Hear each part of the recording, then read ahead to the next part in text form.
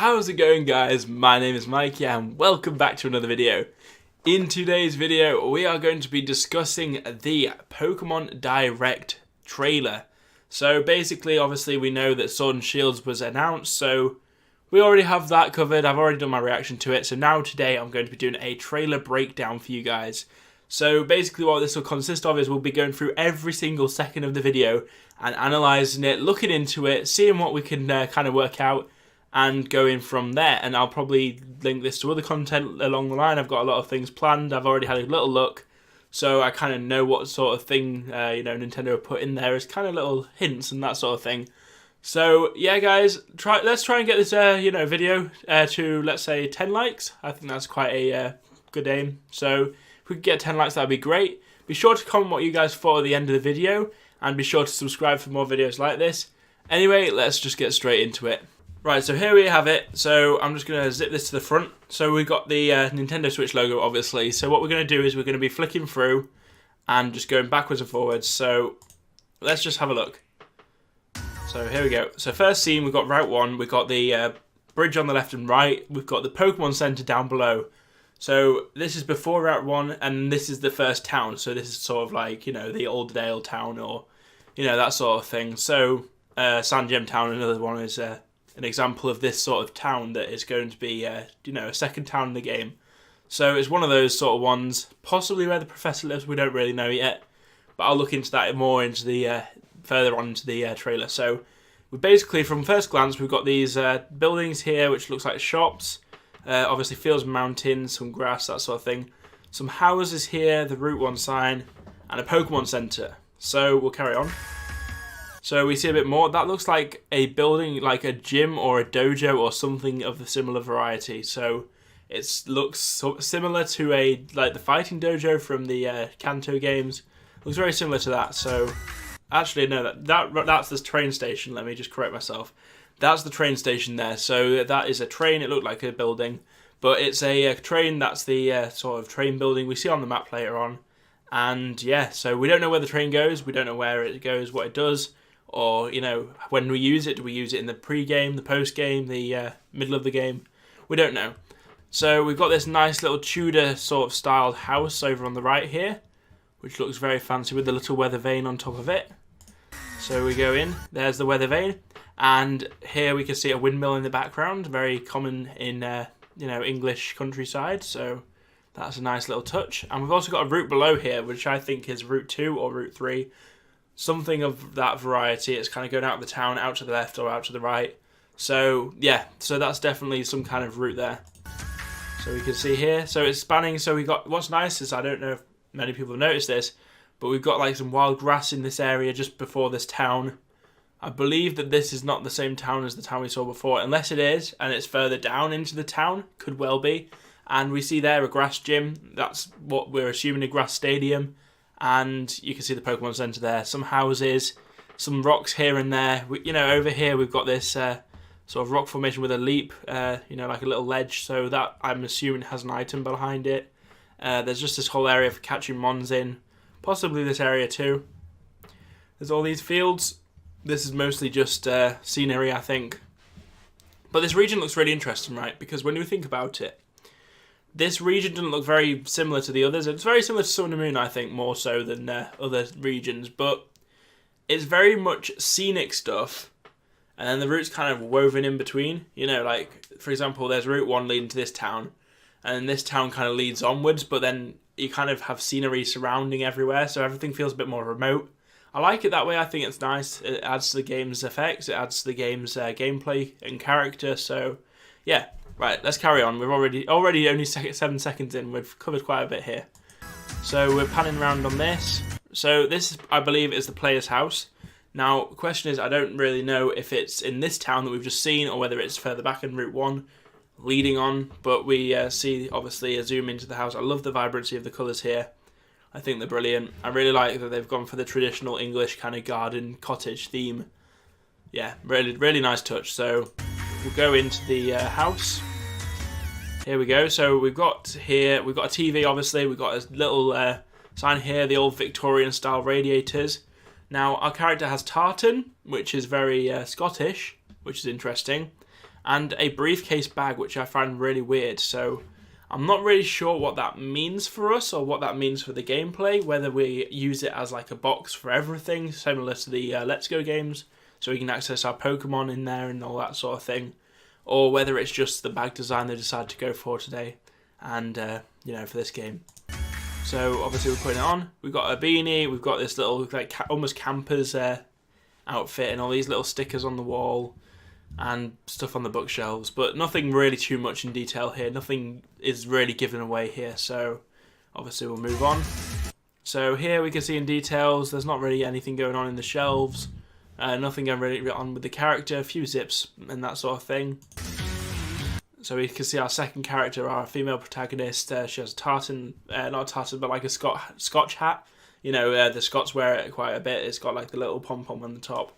And she's got hiker boots and tartan socks. So that's very similar to the sort of thing that the Scottish wear stereotypically, according to the Japanese. But yeah, so we see her outside the house getting ready and brushing herself off. So she heads down here. We can see to the right over here, so this explains it all. We can see to the right there, that is the building we saw earlier. It's got a little Pokemon symbol on it. I don't know if you can see that very clearly. But that's the building we saw in the second town, or the first initial town we see. So that obviously puts us in a position where we know that Route 1's between us, the house on the hill, and the second town. So we know full well where we are now. So here we go. So we just missed that just a little bit. That was a very fast cutscene. So here we got this building here. Now I believe this is the professor's house. From what we could tell with all this greenery and that sort of thing, the tree growing out of the, out of the garage and that sort of thing, we can kind of judge that this is the professor's house. You'll see later in the trailer that it kind of, the interior matches up to the exterior. So this lake, I'm not sure where exactly this is. This looks like on the map when we go to the map. I'll be doing more of an in-depth map breakdown, but when it goes to the map, you'll see that this is, I think, the kind of lake, the big lake that we see. So that's interesting. And also this area here, there's a little shed here that kind of leads to this bit along here. And there's a small little sign there. So that means that this must be a route along here. But the question is, does it go around the back of this building here? Or does it go across the water? If so, do we use surf? We don't know. Another thing to note here, this is a route, so you follow the path around here and then probably come down into the, the forecourt of this, where the little stand is and the little, the little battlefield. So we see a couple of those, so it's just interesting to keep your mind on those. So we'll carry on. So we've got this forest. I believe that's the forest we see on the map. I'll obviously go more into detail about that in another video. But here we've got the industrious city. So we've got, for example, this is sort of like a pump system, a train going over. What's funny is that it's a modern train in an industrious city. So they're kind of making a twist on the old Industrial Revolution, but then kind of making it modern at the same time, kind of. It works quite well. Like, you got the triple stack chimneys, you got the clock tower, or the tower. I'm not sure if we can go up there. We might be able to go up there. We don't know just yet. Down here we've got some like street lights and that sort of thing. Nothing more that we can really see. So it goes up and we see our guy entering the first stadium. So if you see here, we've got this little sign. I'm going to go into more details about that in another video. It's sort of like this new symbol they've put on the logos, the Japanese logos, and obviously in the game. So it obviously means some sort of significance. So I'll be breaking that down in future. I'm not sure what this stone is and what these mean, but these might have a greater meaning in the future. If you see, the path kind of goes towards them, which means you might be able to read them possibly. I don't know, but it could be a possibility. Obviously, we've got a tree in the house, that sort of thing. This looks really nice. But yeah, so this is our protagonist entering the first stadium. And then we've got our female protagonist crossing over. So there's like a railway station or a big building, a big outhouse building here. Trains going across, obviously steam, like water wheels, and the bridge is running across the bridge there. We've got a little advertisement for like puffins or something, or berries. So here we've got like a snowy pass. So we've got the character running through the snowy pass. So I assume that's at the top of the map towards the main city area. So yeah, so we've got that obviously. And then going into that is, so we're walking down now towards, what I find funny is that they put this in like a really weird order, But we're walking down towards the lake from the female protagonist's point of view. Obviously, we can see a bit more of the house here, sort of like a greenhouse, an allotment, that sort of thing. A bench here. So it's interesting because it's not really actually mapped out as such. It's more very open spaced. I feel like a lot of people have got misunderstood when they think that, oh, it's very fixed camera. The roots are really fixed. But actually, when you look at it, the grass where it's faded, that's arguably in the old games where the root would be. But here, even like just walking across the regular grass, that's a nice addition there. So, it's quite promising. So we can see here, I don't think we can see any more over here, but I was just trying to keep my eye out for that. So we can see here we're creeping again. So we've got the creeping, mechanic back from Oras, I believe. From the looks of things, we might be able to creep, which means that we might have a dex nav or something similar. Possibly not, who knows, we might have some kind of shiny catching finder, who knows. You can see that this goes to the right here, and then this goes down towards a building that we can't see in the distance too well, and then a route follows behind there as well. And this is sort of like an alternative path to go around through the grass, which is where you'll get your encounters. So we can see here, the background, you've got this first town, so I'm assuming this is Route 1. You can see back here, there's Route 1 there, there's a badge for that. So this area here is interesting, so it's icy, but there's like a beach area. And a bit of water you can go on. Here, all the different scenes you can see. So here we've got the bit leading down. So this is like Route 1.5 or Route 2. This is leading down from the first town to the professor's place. So, we could see where we were. Obviously, we could see this bit from further back.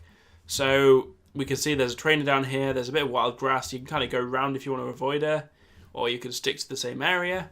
There's a little bridge here, a bit of wild patch of grass there. But other than that, it's pretty restrictive. And it's interesting because you can't really get around that way. So I assume that this is a very one-sided thing. Then you'd return back to the other town and then carry on from there. So that's what I'm assuming from what I can see. So we'll carry on with it and let's just see what else we can find. So we've got the battles, obviously. That's not too important. Really nice bit of scenery here. So let me just go back there. You can see here, there's a nice bit of scenery there. There's a bit of, the roots here in the background you can see quite well. So that's good to see. And then this one as well, you can see quite a lot. We were stood on a bridge of some sort.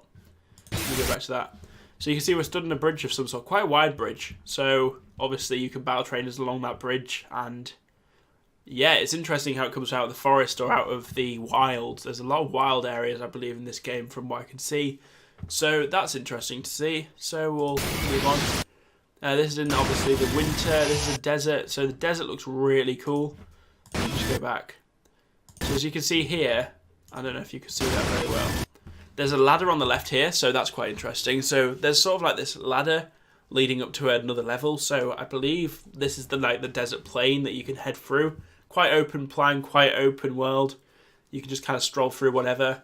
And then obviously going back up towards the top edge there of the routes. So this also reminds me of the desert in Kalos, which is quite interesting. Obviously a comparison between the UK and France and the references that Game Freak have provided us with those regions. So yeah, so that's interesting. But yeah, it's really interesting how they made it really, really open plan. So that's obviously, it's not very easy to see on that because it's such a short scene, but it's obviously Whalmer and some, some bits of ice and snow here. So here Lucario is using a move or getting the move used on him. He's using the power-up punch move, I believe, so that's interesting. Now, I got this pointed out to me, well, not to me personally, but I got this pointed out on Twitter and saw this. So basically, up here, if you see in the top left, there looks to be like some kind of wolf or dog figure sort of there. I'll see if I can kind of go back to it. It's not very easy to get to. It's sort of there, it's gone, but there's also a bit that says Oghori. There's a bit here as well, a bit of text. That says Game Freak, obviously. They've just messed it up a bit. That clearly says Game Freak. But it's this interesting next bit where it's like got the dog and it says Oghori. We don't know who Oghori is. That could be the gym leader, obviously, or whatever, whoever runs the stadiums. And obviously the little wolf thing No idea what that means, so we'll have to see how that goes as it develops. Obviously, there's the wolf on the logo, so it could be something to do with that. Could be the legend, could be something interesting. I feel like we have gyms, but they're not entirely gyms as we know it, so we'll have to see how that pans out. So going from here, we're in the house, we see Munchlax, so we're getting a lot of Pokemon here, which is interesting that we've already had before. Here, this looks like the place that Shaman's from almost, you know what I mean? Like, it's sort of, that got that natural beauty, but then it also looks like, that sort of looks like a Floette to me. So it could be Kalos, possibly. Here, there are some badges, I think, in a case by the looks of things. I'll have to look into that into more detail. But it looks like some sort of badges or badge case or something like that. It looks like, they look like Kalos badges to me. I don't know if, maybe I'm wrong. But that one looks like the, or they look like Unova. This looks like Unova badges. Really strange. But that looks like the one from Clay. That one I'm not sure. But that one looks like the Lightning one. So, who knows, that could be a bit of lore there. So that's interesting. And then we've obviously got Munchlax. We're going through the snowy city here. We've got these little banners, these flags. So we've got a crown, a castle, a Pokeball thing, and then another unidentifiable one. But there's 4, which is really interesting. So it's almost like the Elite 4, possibly. This could be our Pokemon League. Looks like it could be. It looks pretty grand and pretty epic, so it could well be. Or it could mean something to do with how the evil team works, possibly. We don't know yet. It's very interesting. Obviously, the mine here, very nice. Looks very similar to the mine from Kalos, for sure. So, we've got this. I love this bit. This is a really nice scene. So, this is like, basically, I'm going to go into detail more on this on another video. But this is sort of like a legendary Pokemon figure based on like a bit of mythology from British history.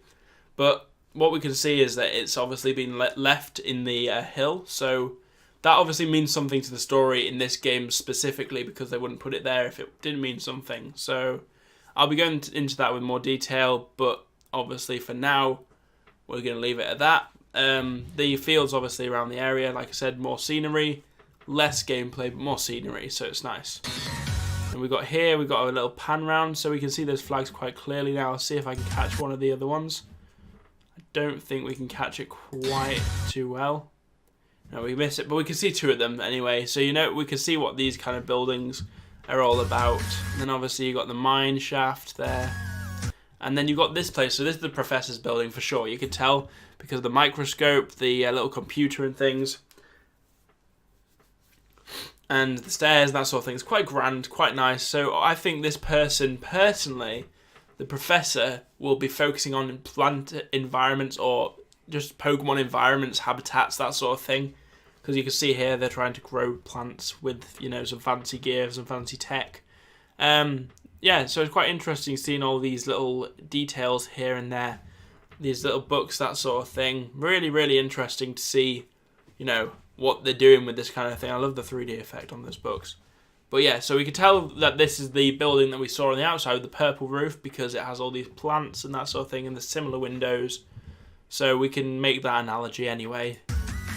So we can see here this is outside the front of the professor's house by the looks of things. Really nice little bit of scene. Really nice design, honestly. Really nice map design. Good job, Game Freak. But yeah, so we can see that from there.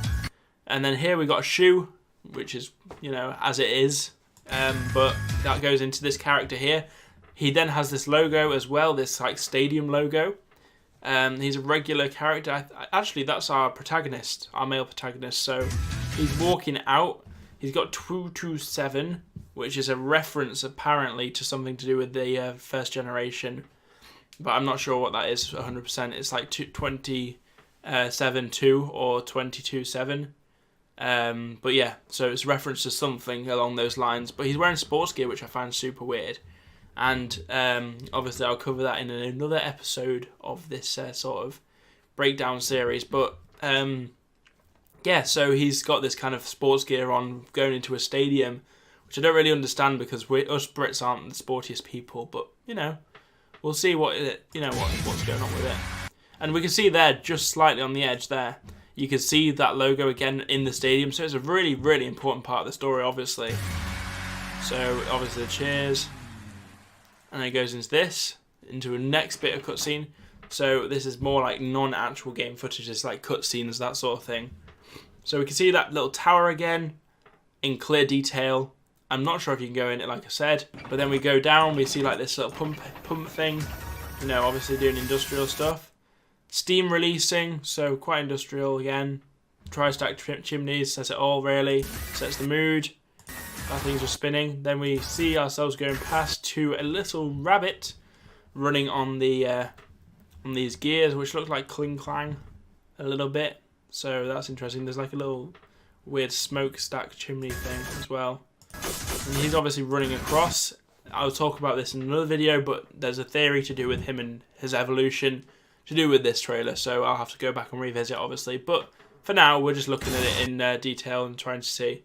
So he's coming from the sky, shoots down, slides across. So here we can see just some little buildings here and there. Looks like just industrial stuff, you know, as you know. But obviously we have the rabbit appearing out of nowhere, Scorbunny. So that's quite cool. He leaves obviously a bit of flames behind. Nothing really too interesting. The fountain, if you notice here, there's quite a lot of grass, like a lot of flat areas. So I don't know if this is actually a place that we can visit or not, but it looks quite interesting how it's set out quite loosely. Like normally with Pokemon games, it's quite linear. It's quite very straightforward almost. Like for example, Castelia City, you go very much along the front and then up the little avenues. But here it seems very quite roam around, look around, see what you can find. So it's quite interesting. So here we've obviously got our, what's he called? I keep forgetting his name. The cute little guy that's quiet and scared and all that. That's it, Sobble. I keep forgetting. But yeah, we've got Sobble there. So he's cool. And then we've obviously got the Groupie monkey. So here more industrial stuff. And obviously when he climbs it, we can see these buildings, a lot of steam, a lot of moving parts, a lot of metal, a lot of brick. And he's on a tri-stack chimney, obviously. So that's quite interesting. I love how they've set it in this industrious area. And then we go into the final bit of the development of the trailer, the logos. There we go. So as you can see here, we've got a wolf, and it's the same wolf on the top. And this is what makes me believe that it's one legendary at least, or maybe two legendaries, but they're both wolves. And it obviously links back to the part earlier where it's about the stadium and there's a bit of a wolf running along. So I think that's the legend for sure, the wolf. But we don't know how that works or why it works or what the wolf's about. But I'll be doing more mythology kind of breakdowns and that sort of thing in future about wolves and about the links to the games and the region and the obviously how it's based on the UK and our sort of history to do with the games and that sort of thing. So I believe that's everything on this trailer. So yeah, it's really interesting, this trailer. It kind of releases a lot of info and a lot of stuff, but also kind of hides stuff away. Kind of keeps you thinking, you know, why is that? You know, what's that for? You know, it makes you ask a lot of questions for sure. But I think Game Freak, Pokemon, blah, blah, blah, whoever has been working on this, they've done a really good job of giving us enough to keep us hyped and ticked over, but not too much to the point where it's dragging it out and we're like, oh, come on, you've just spoiled it. So I don't know when we're going to be getting some more news. I believe there might be some more on the there's the Pokenchi show, but it might just be a recover of this possibly. But I'll be covering that on the channel anyway, so you guys will probably see it if it is getting covered. So yeah, that's all I have time for today, guys. I hope you enjoyed the video. Be sure to leave a like, comment, let me know what you guys thought, and tell me if I missed anything, because I'd really like to know if I missed anything on this, because I think it'd look a bit weird if I'd kind of skipped something there. So yeah, be sure to comment what you thought, and be sure to subscribe for more stuff like this. I'll be doing 1 or 2 videos a day if I can, as much as possible. My schedule's quite busy, but I'll try and slide them in here and there. Anyway guys, like I said before, that's all I have time for today, and I will see you guys in the next video.